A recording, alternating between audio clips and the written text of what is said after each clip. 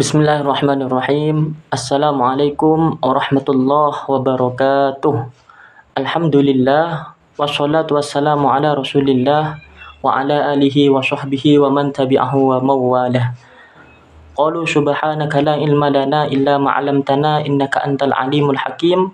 Rabbi shrah li sadri wa yassir li amri wa hlul 'uqdatam min lisani yafqahu qawli. Bersyukur kepada Allah dengan ucapan Alhamdulillahirabbil alamin. Bersolawat kepada Rasulullah dengan ucapan Allahumma sholli ala Sayyidina Muhammad wa ala ali Sayyidina Muhammad. Yang kami hormati Rektor Universitas Islam Zainul Hasan Genggong, yakni Dr. Abdul Aziz Wahab MAG, dan yang kami hormati Dekan Fakultas Usuluddin dan Humaniora Ustadz Imam Syafi'i, dan yang kami hormati Ketua Program Studi Ilmu Tasawuf yakni Ustadzah Ummi, dan yang kami hormati Ketua Penguji dan Sekretaris Ustadz Abu Yazid dan Ustadz Ramdan. Sebelum saya mempresentasikan tentang seminar proposal yang telah saya buat, izinkan kami memperkenalkan singkat tentang diri saya. Perkenalkan, nama saya Rohman Hakim. Saya lahir 8 September 1999. Alamat Kedung Asem, Probolinggo, Jawa Timur. Saya jurusan Ilmu Tasawuf, Fakultas Usuluddin dan Humaniora. Adapun seminar proposal dengan judul yang sudah saya buat, yakni Implementasi Kitab Minhajul Abidin di era modernisasi dalam meningkatkan spiritualisme di Lapas TNI Kodim 0820 Kota Probolinggo. Yang pertama, latar belakang.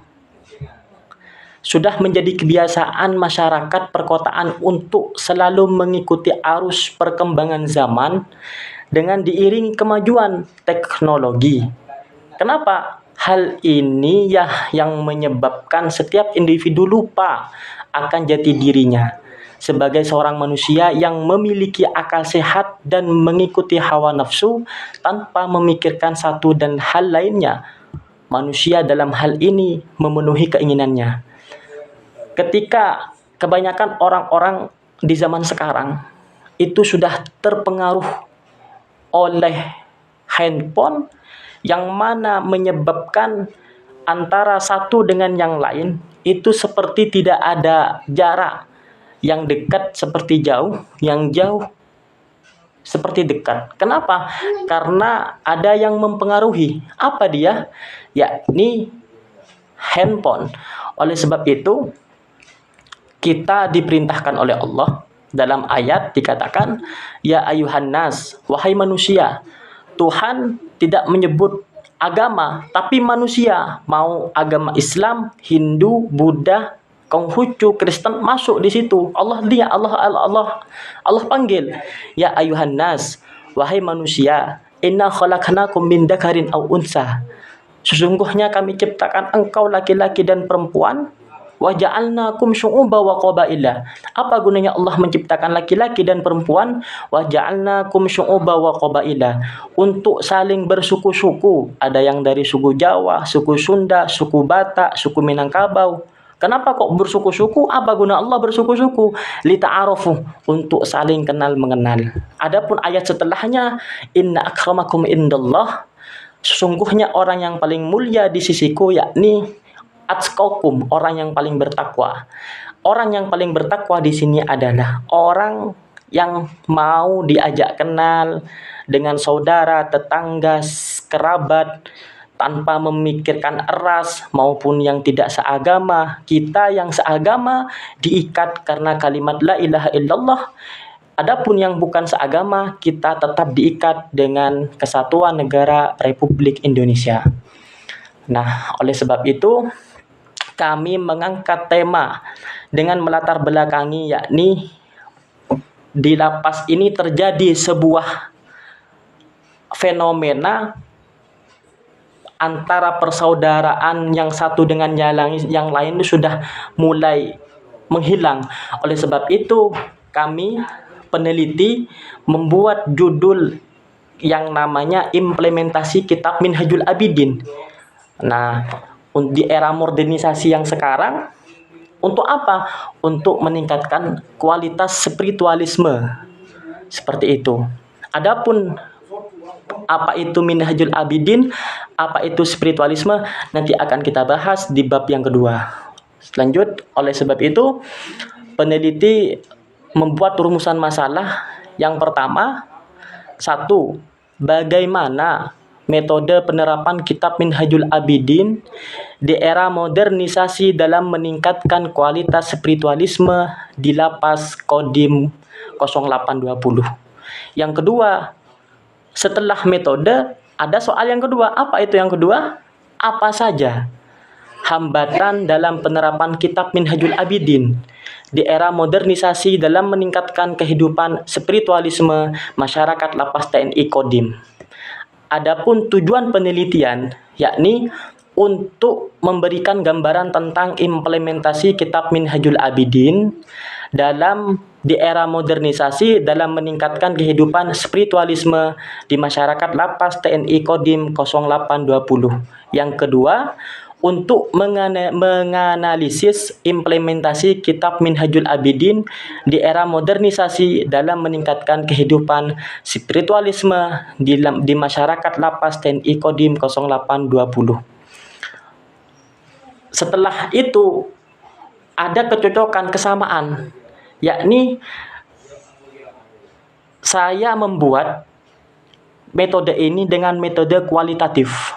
Adapun kajian penelitian terdahulu yang dibuat oleh Sandi Abu Syuhada dengan judul Konsep Spiritualisme Masyarakat di Era Modernisasi dalam Kehidupan Sosial Beragama, yakni jurusan program studi ilmu tasawuf Fakultas Usuluddin dan Adab di IAIN Syekh Nurjati Cirebon pada tahun 2022. Adapun persamaan dan perbedaan antara proposal saya dengan skripsinya beliau, yakni persamaannya sama-sama menggunakan penelitian kualitatif dan penerapan kehidupan spiritualisme. Adapun perbedaannya, yakni peneliti sebelumnya mengambil tema untuk mengatasi kehidupan sosial beragama, sedangkan peneliti yang saya teliti yakni memberikan penerapan konsep spiritualisme dengan metode yang ada di kitab Minhajul Abidin. Seperti itu. Oke, lanjut. Lalu kemudian adapun bab 2, kajian teori tentang yang pertama, kitab Minhajul Abidin. Apa itu kitab Minhajul Abidin?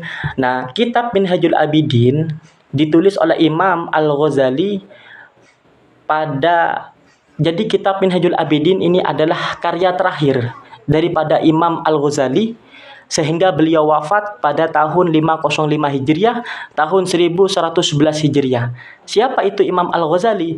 Beliau adalah salah satu rektor di Universitas daerah Timur Tengah, murid daripada Syekh Al-Faqih As-Shalih Al-Zahid Abdul Malik.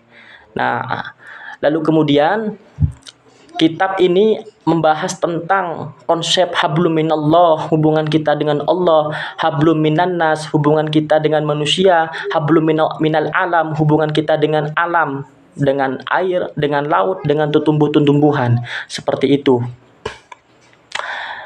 Lalu kemudian spiritualisme. Apa itu spiritualisme? Spiritualisme adalah kebutuhan untuk menjalin kedekatan dengan Allah Subhanahu wa taala.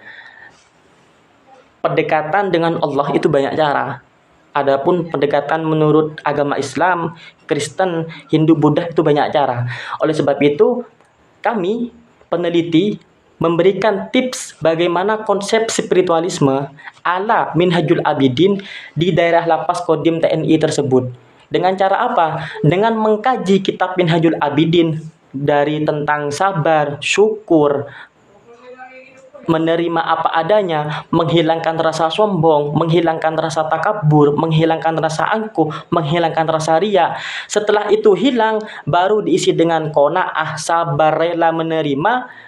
Nah, lalu kemudian barulah muncul di sana manisnya, betapa manisnya ibadah kepada Allah setelah kita mengetahui apa itu konsep spiritualisme yang ada dalam kitab Minhajul Abidin. Seperti itu. Adapun bab 3, yakni penelitian ini menggunakan metode kualitatif, di mana peneliti akan mencari data-data objektif tentang upaya meningkatkan kehidupan spiritualisme masyarakat Lapas TNI Kodim 0820 dengan membutuhkan pengamatan dalam proses pelaksanaannya yang ditemukan di lapangan. Seperti itu. Lalu kemudian teknik pengumpulan data.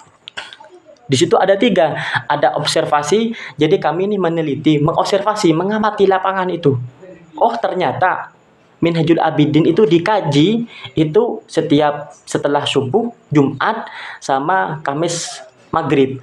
Setelah itu wawancara, kita mewawancarai pengkajinya, ustadznya, terus jamaahnya. Setelah itu baru dokumentasi.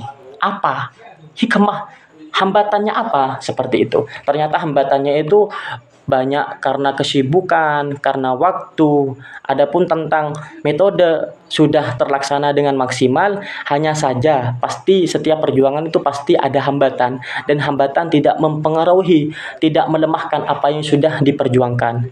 Nah, mungkin hanya sekilas sedikit apa yang bisa kami sampaikan, apa yang bisa kami jelaskan. Adapun yang lebih lanjut kami serahkan kepada penguji, karena pengujilah yang lebih tahu. Nah, kami sebagai mahasiswa yang lemah, yang tak luput dari salah, tentunya kami ucapkan terima kasih. Adapun ucapan dari awal sampai akhir, apabila ada kata-kata yang salah dari awal sampai akhir, dari A sampai Z, kami mohon maaf yang sebesar-besarnya. Al-insan mahalul khata' wa nisyan, karena sejatinya manusia adalah tempat salah dan lupa. Terima kasih kepada tim penguji, khususnya kepada dekan fakultas, kepada ketua prodi, khususnya kepada rektor Universitas Zainul Hasan Genggong. Kurang lebihnya kami mohon maaf yang sebesar-besarnya. Walafu minkum ihdinas shiratal mustaqim wallahu muwaffiq ila aqwamit thoriq. Wassalamualaikum warahmatullahi wabarakatuh.